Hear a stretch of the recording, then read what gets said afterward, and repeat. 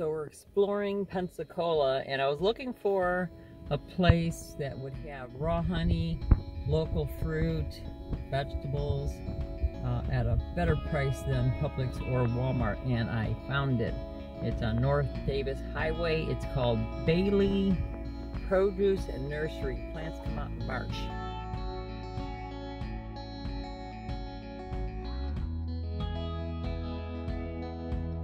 So there's Bailey's. It's just a small little produce. Actually, it's not that small. It's a good size, great prices. So we'll be back twice a week, I'm sure. Something to think about when moving to a new area, a new town, a new state. Check what banks they have in the area that you're going, because the banks you have in your state, your city, may not be where you're moving to. And that gets to be a little inconvenient. If you have a check to cash or have a direct deposit, many of you could just use your ATM or debit card, but if you end up with a check and then you can't cash it because you don't have a bank and then you have to open it, it's not a big deal opening one up. But if you know which banks are in the area you're going to be in, it would be nice if you could open it before you leave, so then there's no issue as far as cashing checks and doing your banking. I noticed around here, Regions is on every corner. That's pretty popular. I don't have a Regions.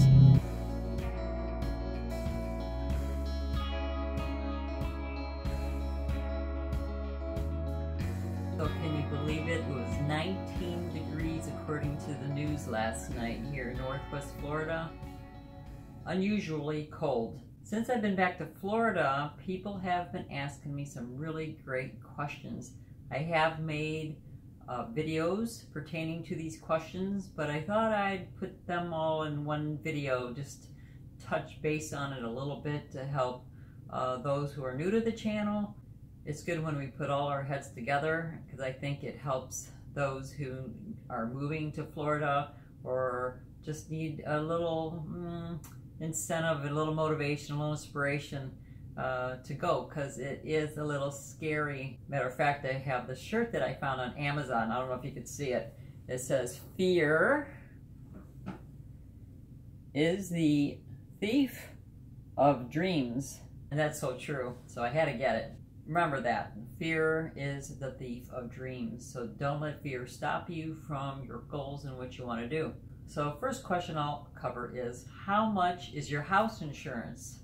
It doesn't matter how much our insurance was for our house, because it will be different for you.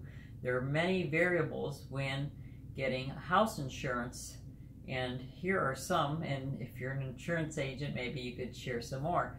This is what I was told, and I'll share what I learned. One, it does matter how old you are, if you've ever made any claims. If your FICO score is low or high, if you have a better FICO score, that helps. If you have multiple cars, different insurances bundled together, that kind of saves you a little bit. The bigger the house, of course, the more you're going to pay. Depending on the zip code of where you live is going to matter how much your insurance is. If you have a pool or not a pool, pools usually up the price. There's, again, many variables. How old the house is. If you really want to know, call the insurance agent in the area you think that you will be moving to. Maybe they can give you a rough idea of how much insurance would be, because it's a huge difference depending on where you are in Florida or anywhere in this country. The other thing people ask is about car insurance. Again, it's the same thing with the house. All the same variables I mentioned, same thing. And also depending on how old your car is, and if you've had tickets and so on. So again, call the insurance agent for those answers. Someone asked, well, many people have asked over time. I wasn't exactly sure, but I've heard, but I looked it up last night, and they said you have to register your car in the new state that you're in within 10 days, and they didn't say business days, it said 10 days, so you can look it up yourself to see. So 10 days from the time you become a resident. And a resident means that that you have signed a lease in an apartment, or bought a house, or put your kid in school. And there's a couple other things that would count you as a resident. And then it said you have 30 days to change your driver's license. So I don't know how that works, because if you only have 10 days to register, and I thought you had to have a driver's license in your current state to register your car, so I'm not sure on that. You'll have to call and find out. The next question, which is a very good one too, and very difficult to answer, is where should I live in Florida? That's a tough one, because we have to know, are you retired? Do you need to have a job? If so, you have to go where the jobs are. If you're retired, you can kind of have a more of an option of where you want to go.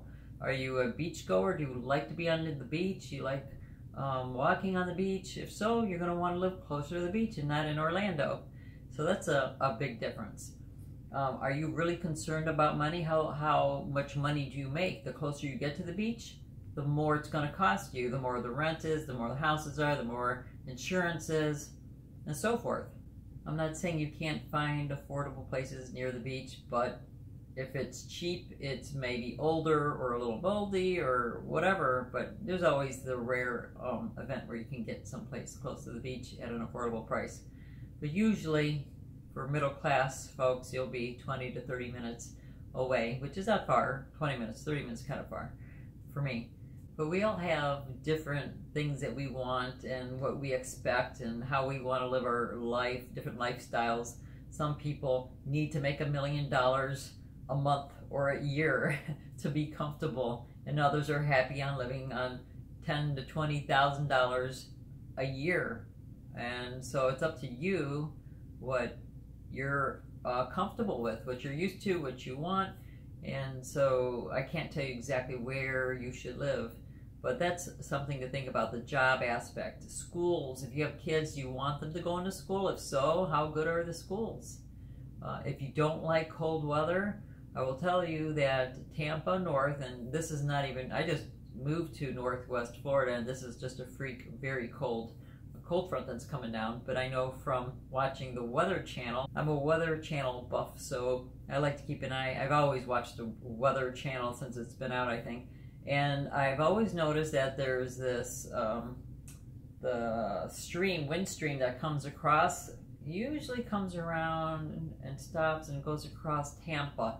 So Tampa North, you're going to have different type of weather. It's definitely going to be cooler. Tampa South, you're definitely going to have warmer, drier weather. I know in the 8 years that we lived in Southwest Florida, in the winter, I think twice we've turned the heat on at night.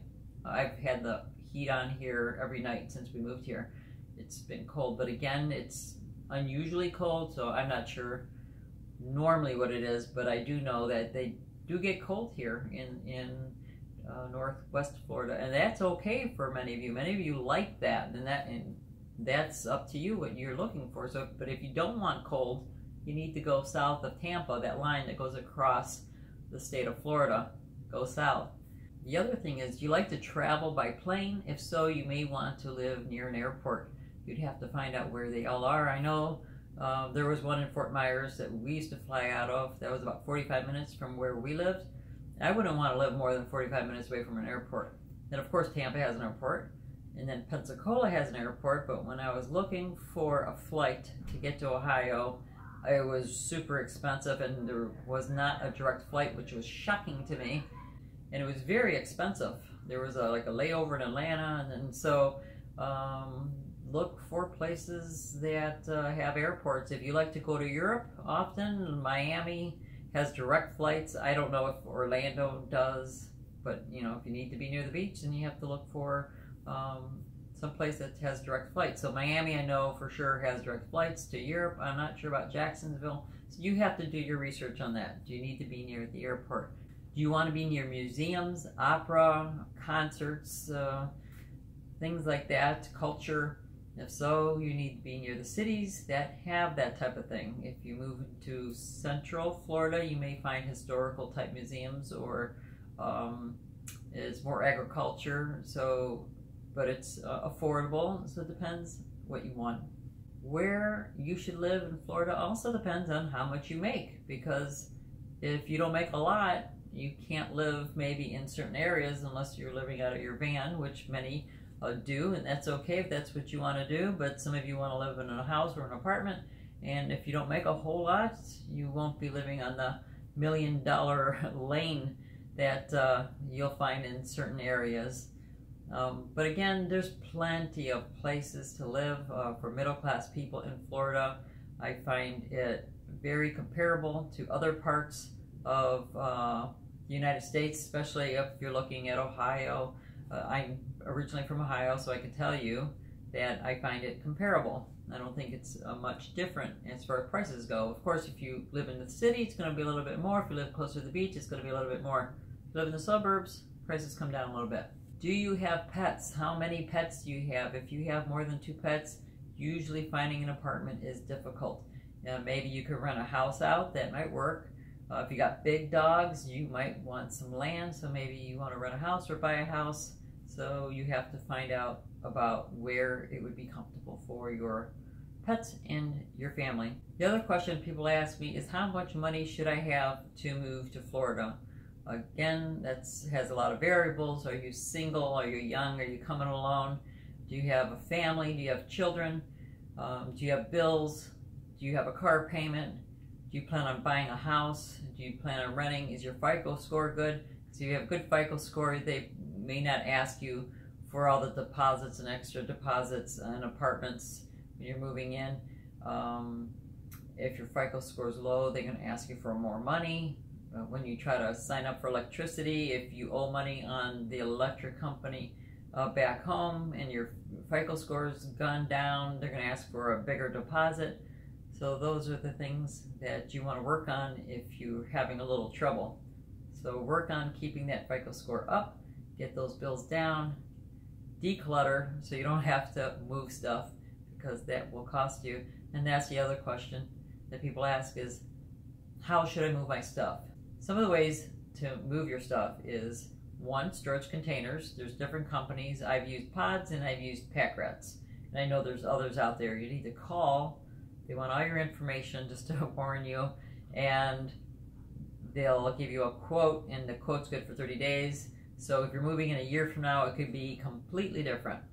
But at least you maybe have an idea. I know those 2 companies only have small containers, and the large containers when you're moving across the country. They don't take the medium size container. And if you watch our Florida videos, you can get more information and detail on all that. Besides the pods, you could of course rent a U-Haul, but then you got to figure out, are you going to drag your car behind that? Is that the most efficient way? Because don't forget, you've got gas, and you're going to go slower. You're going to probably stay at a hotel if you're traveling long distance.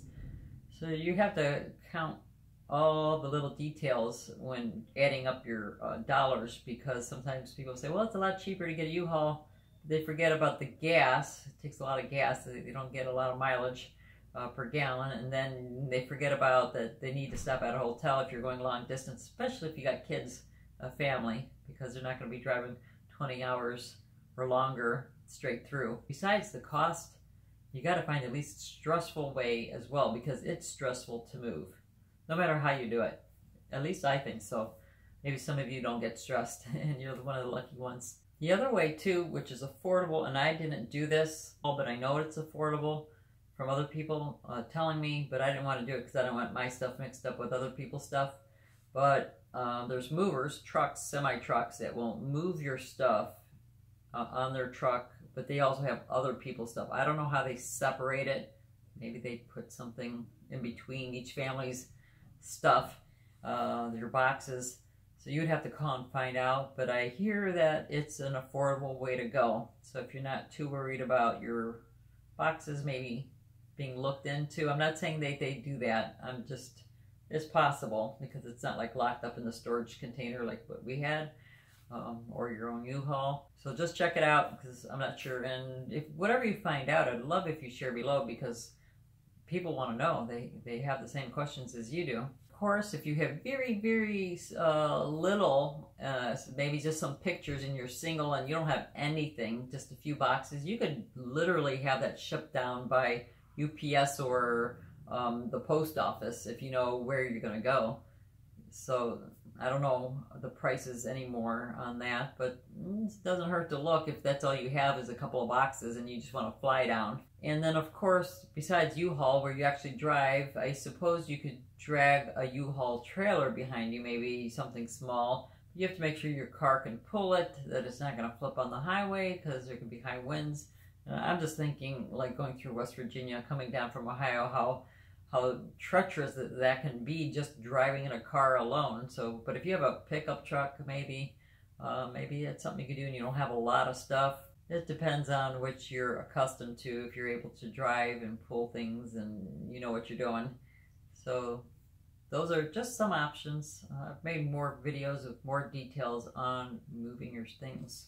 Going back to where you should live, also you should probably consider if you're a snowbird, where you go back and forth. You go back north for the summer and you come back down for the winter. You definitely probably want to move if you're going to come for the winters. It's kind of cold up here in the northern Florida, unless you don't mind. I guess 60s would be normal. Around 60s, you'd have to look at the chart. But if you want some heat, a little bit warm, and it doesn't get too hot, like when we were in Southwest Florida, it was probably in the 70s. Dry, beautiful winters.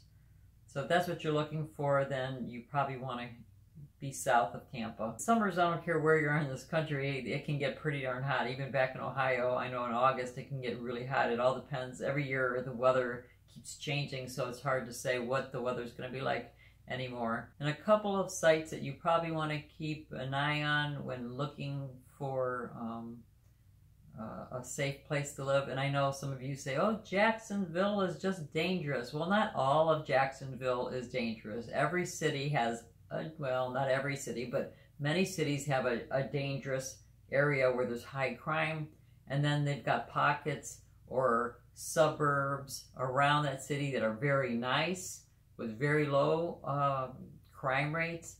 So you just need to look and go maybe by zip code. We have city-data.com and you have areavibes.com.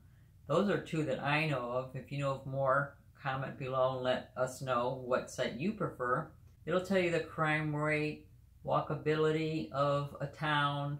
They'll tell you about the schools, how good they are, demographics, and how many people are employed, how much people are making on average. So you'll get an idea if you think that you'll feel comfortable in any one area. Don't assume that one area is all bad just because that's what you heard. It doesn't work that way. There's almost always a good neighborhood somewhere around a particular city. It may be a suburb of that city, but it's still very close where you're still able to go into the city during the day if you wanted to go to the museum or whatever. But maybe it's more affordable, more comfortable for you to live out in the suburbs.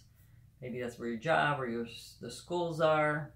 So there's a lot to look at, depending all on you, because we are all different. We all like different things. We all want different things, and only you could decide what that is.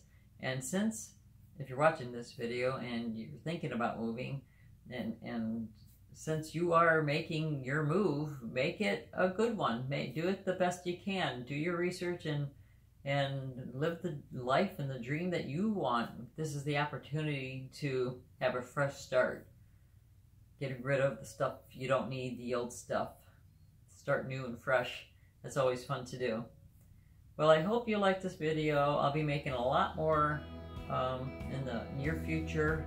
So stay tuned. Make sure you click the notification bell, subscribe. Don't forget to like, share, and don't forget to live a passionate life.